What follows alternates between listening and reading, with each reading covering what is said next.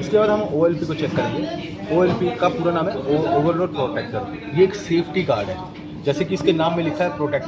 Protect का मतलब होता है किसी चीज़ को सेफ रखना, ठीक है। जैसे ही हमारे कंप्रेसर के ऊपर लोड आएगा या वोल्टेज हाई आएगा, सबसे पहले फ्यूज के बाद सबसे नाजुक पार्ट यही है जो ब्लोम हो सकता है। इसको भी कंटिन्यूटी पे चेक करेंगे। सबसे पहले हम कंटिन्यूटी पे सिलेक्ट करेंगे मीटर को, बीप आ गया। उसके बाद हम इसके एक टर्मिनल पे लगाएंगे, दूसरे पे ही लगाएंगे। देखिए OLP आ गया। इसको फिजिकली भी चेक किया जा सकता है। देखिए ये तो आ गया इसका सर्किट वाइज ओके।